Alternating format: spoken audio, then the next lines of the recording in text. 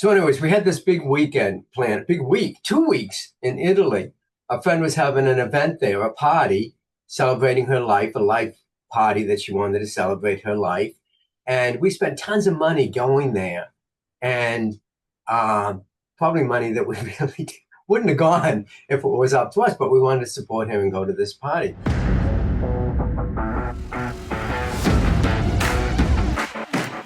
So we get there, and we realized that the place that we were going to stay in, the Airbnb, was 45-minute walk down this winding hill to get to where everybody else was in the little touristy section in the little town. So, we're up there, and that was the first disappointment. It was, okay, so we're not with everybody else. And the other disappointment was that Jen got COVID. And we couldn't go to the event. We couldn't go to the dinner. We couldn't go to the island trip with them. And all these events that they had planned, we were kind of burnt out anyways at that point, because we did 3 days in Venice. Yeah. So we were kind of burnt out anyways. So we get there. Jen has COVID. We're stuck up on this mountain, nothing to do. And it seemed like, and I say seemed like because that's the subject of what we're talking about, it seemed like everything was against us. And in the end, what I found out was that the universe had a different idea for us. And what we did is we shifted it around. We did our prayer work, and we just said, okay, it is what it is. We're going to have to make the most of it. Then all of a sudden, stuff started unfolding, and we went, this is perfect. This is wonderful. What a way to spend a week, in Italy, in Lake Como in Italy. And so, yeah, I'm going to share my screen. Okay. Okay. Where's that? Italy. Okay. So anyways, so we're way up there in the mountains, and we couldn't go to any of the events. And Jen had COVID, so she had to stay in. And I went out for a walk to explore. I said, we got to get some dinner for tonight. And I didn't want to walk 45 minutes down the mountain. So I Googled, and I found out there's a little town up above us, a restaurant, and a little store where I could buy food, and we could cook, for the 2-3 days when we were in, shut down, whatever you call it, with COVID. And so I'm GPSing, and I couldn't find this road. And I'm going, where is it? It's supposed to be right here, right in front of our little Airbnb. And then I look up, and I see this pathway, and that's the road.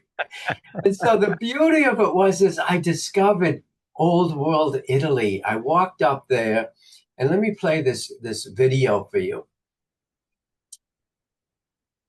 So here's our view. For one thing, we look down and we go, what a beautiful view. This is amazing. We wouldn't have gotten to see that view if we're way down there in a little town with all the tourists running around. So we're able to have this amazing view. And we said, oh, one good thing. And then Jen, while I was gone, sat down and started painting the view because she's an artist.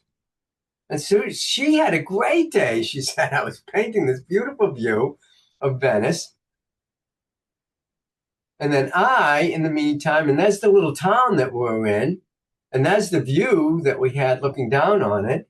And then I started walking up this little pathway, which was the street to go to the village. And I'm going, this is amazing. And this little old Italian man, I said hi to him, and he's walking down. And then I get to this little village, little town, and the people there couldn't speak any English. And I'm trying to find out where's the restaurant. And so here's the restaurant here. And it was a little bar, cafe, people hung out. And we were able to have dinner up there later on, and after she felt better from the COVID and stuff like that. We went and had dinner. And the beauty of it was nobody was there. So we couldn't, we didn't have to worry about the masks and COVID and all of that stuff. We were the only ones in the restaurant. It was up on this tall building and looking down over this beautiful view. And we had an incredible Italian dinner. And so, and the other beautiful thing is we're above the fireworks looking down on them. So hurrah, here it is. Okay, so here's 3 days that we thought were going to be a disaster because we couldn't experience what we thought we wanted to experience. Yeah. And so, what's the moral of the story? There is always your highest and best good is always unfolding if you're available to experience it. That whole thing that we get back to, this, so much of this is based in non-attachment or detachment. It's just going, hey, with an open heart, you traveled across the seas, you went in celebration of this dear friend of yours, had terrific time in Venice, things began to unfold physically, and there was a shift. And what was happening that was so wonderful from a human standpoint is you didn't resist the shift. I mean, there were some times I'm sure where it's like, damn, this is not why we came across the ocean, but that you were able to do your prayer, do your meditation, and then you both got to experience this one particular day, especially living your highest and best life in this wonderful paradise with, and I love how you pointed this out. Look, our perspective was higher from living up here, 45 minutes walk up the mountain, but the idea that your perspective was higher in so many ways because you were able to use your spiritual practice and to surrender to it. And you said, you had some times when you didn't feel so good about it. That was only for I think it was a 10-minute drive. We took Uber up the mountain and we're going, oh my God, where are we going? It was horrible. Until we got there and we opened those shutters and saw the view. And all of a sudden, it began to shift a little bit. We goes, okay, this isn't so bad, you know? And then Jen gets COVID and all of a sudden it's like, oh man, we can't go to the party and all of this stuff. And then all of a sudden, it's like, I step out of the house and I'm in this other old world, Italy, and it started to look better. And for her, she says, you know what? I got nothing else to do. I'm going to paint. And she didn't have a chance to paint at all in Venice. We're so busy touring. We did all our touring, got that out of the way. She got to paint and she was in her glory. And so, what is it, Dean, when all of a sudden things look bleak and then you can switch it around through your thoughts, through your intention, through the way you view your life? Well, Find the good. What is the how good in all of this? how is this happening for me? The little sliver of, there's some things and you don't, for instance, in this particular place, you're talking about the idea of a health issue. How is this health issue happening for me? Well, Dean, that how a bad health can't be happening for me. Well, yeah, it's not that we wish this to happen or this is what we're looking for, but to have the mindset, have the, as you would say, the perspective to say, my highest and best good is right here and right now. Let me see it. Yeah. And the pre-paving work that we did before we went to Italy, we affirmed everything is going to unfold in perfect order. We're going to have the best trip. We didn't focus on anything going wrong. We just said everything is going to unfold in perfect order. And we visioned for it. We started to see it in our mind's eye, how beautiful it's going to be. And that's all we talked about was how wonderful it's going to be in Italy and be with our friends and have this wonderful time in Venice. And I was so excited. I'd never been to Italy. I'd never been to Europe. And so we pre-paved the way. Okay. And so then doesn't the universe pick up on that and say, okay, I'm going to give you nothing but good. And honest to God, everything worked perfectly throughout the whole thing. We had no flaws. Even the COVID was not a flaw. It was like, it was intentional. It was almost like the universe said, okay, you guys are pre-paving the way. You want to have a great time. You want a different experience. You want it. Okay, Richard, you've never been to Italy. You want an Italian experience? I'm going to give it to you. I'm going to give it to I'd you. give you an I'm Italian. going to give your wife COVID so you can get it. but, Congratulations. but Congratulations. And I'm glad that Jen is doing well now and that you came back. And I will just parenthetically say you went there and you came back safely yes, with ease and effortlessness in a time where there is some collective consciousness that traveling abroad can be a challenge. And you idea of being able to show up in ease and effortlessness, and then when things go in a direction that was not anticipated, it was a surprise, and indeed an unwelcome surprise, turning the unwelcome surprise into a welcome experience. Yeah.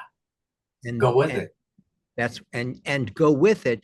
And a lot of folks, we can just focus on what's not the way we want it. Well, we're going to get more of what the not what we want. And so you were fully, you had a pre-paved it issue. And I love that word. We'll talk about that in the inner circle today. The idea of pre-paving has a lot to do with intention, and you just flowed with the go. Yeah. And you know what was really weird? Everything was perfect. All our connections and it unfolded perfectly. And yet our other friends that were there, they had so many problems. Their plane canceled, coming in, there was a storm and they had to wait for like 8 hours for another plane or whatever. It was like they all, no, I'm not saying they all, but they were having challenges. Yeah. And so it just showed me that, yeah, traveling to Europe can be difficult. It can be challenging with flights and getting in and out of Venice. Somebody was warning us that was in Venice before us, said, be careful. It's really tough getting in and out of Venice. It's a challenge. But you got boats. The subway system is a boat. Right. And you take the boats, and it's like they have the red and orange and green lines, and it's all boats going all over the place. And it can be a challenge. But you know what? We didn't really have a challenge. Everybody said, be careful, it's a challenge getting into Venice. And we were like, this wasn't any challenge. Everything flowed perfectly. And it's the work that you do. I really believe that this stuff works that we talk about on New Thought Tuesday. And you're proving that for yourself. It happens to you as you believe. And you prepave this with such joy. And you're focusing on the demonstration that took place. On to the next. On to the next highest and best. Yeah. And my other question for you too is, does the universe know your needs even before you ask for them? Is it all about asking for something? Oh, give me this. Oh, God, please give me this. I want this. I want that. Or is it a matter of the universe knows your needs, and it's already going ahead of you and putting the right people, places, and things into place for you to have the most highest experience of the divine expressing itself in and as and through Venice, and the people in Venice, and the people in Lake Como, and the friends, and the dinners, and the meals, and the Italian village, and the little old man walking down the mountain. I didn't tell you that. Well, he's walking down this mountain. I told Jen about the story, and she goes, it was amazing. And I didn't show you the whole video, but I'm walking up the mountain, and I stopped halfway, and I'm out of breath, and I'm going, geez, no wonder why these Italians are so much in good health. This little old man passes by me like all chipper, with a little cane. And here I am struggling to get up this mountain and stuff. But, here's the thing. The universe, I believe that the universe already knows your needs even before you ask for them. And it's going to give you your highest good experience as long as you believe in that and have faith and move forward with that. Now, we could have been driving up that mountain and got to the top of the hill and just been miserable the whole time, not even seeing the view when we opened the shutters because we were miserable, because we were thinking about, oh, we're not going to be with our friends. They're all down there having a good time. We're up here on the mountain. Or oh, we got COVID and miserable. And then I wouldn't have gone out for my walk and all of that stuff. But it depends on how you take what the universe gives you and turn it around into something good. Well, I'm a big believer in the phrase, the universe is conspiring for my good. This idea of conspiring, there's a little bit of a secretiveness. Since the universe is unfolding in, through, and as Dean Regan, yes, I absolutely believe that the universe as I am experiencing it and my intention for it is unfolding my good for me. So yes, the universe knows, but it only knows because I know. It only knows because I have a divine desire. I don't believe the universe is a cognitive, judgmental um, planner. I think it is the universe is an energy that I can resist or I can flow in with, and that Yes. that conspiring, that sense that it does know, or it shows me before I can even articulate it, because that feeling tone is there, that divine Yeah. desire is there, and it's active as we put it into feeling, and as we, before we even articulate it with speech, but know it in our beingness. Yeah. Because it's an That's how intelligence. that's the intelligence that is part of, that is with us. It's not a separate, God out there kind of intelligence. It's how this flow, these principles, how life works, and what you focus on expands. So it then becomes our free will as to what we focus on. And it's the unity theory, where it's everything is just one. It's just one thing unfolding, and that's the divine grace unfolding in and as and through everything, not just Dean Regan, not just Richard Smith, not just my friends that have had bad experiences, maybe with planes canceling and missing boat rides, not getting it to the island in time, and all of these things that happen. It's like it's all universal. It's all, I was thinking about this. I was listening to what was his name? Neville Goddard. Mm-hmm. Okay. And he was saying that the result of what's going on around us, it's just the results of everybody's consciousness. That we all have an imagination. And to him, we create through our imagination. That's our imagination. If you can imagine it, you can create it. But you have to imagine it. You can't just talk about it, say affirmation after affirmation after affirmation. You got to imagine it. You got to see it in your mind's eye for it to become manifest. Is his thing. His thing is all about imagination, imagining. So everybody's imagining all this stuff, and it's creating the world around us. And what we have to do is all get in alignment with our own individual highest good, and then the highest good of the universe and everybody in it will be revealed.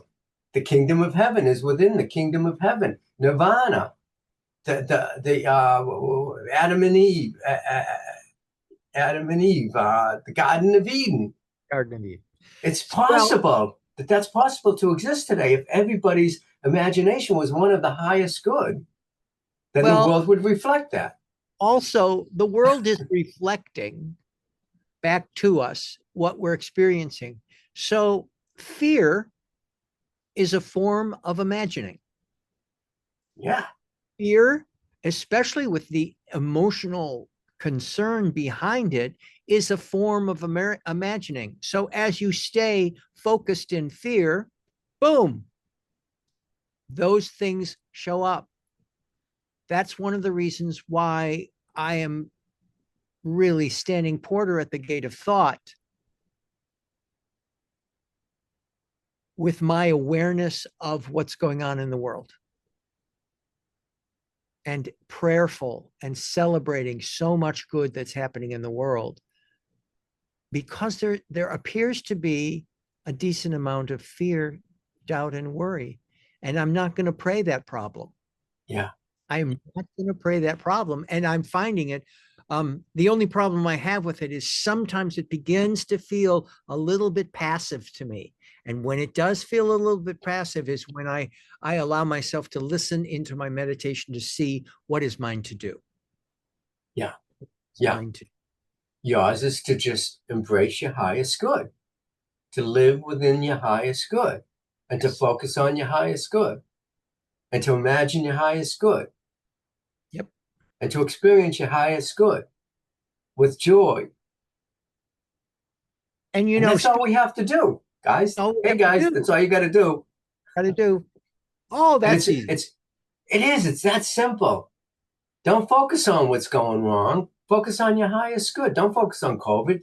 Focus on what's good as a result of it. Don't focus on being up in the mountains away from everybody. Focus on what's good about it. And you're going to get the good. And you're going to see the good. And you're going to experience the good. And then your life will become good because you're in a vibration of good. And then all good things will happen to you.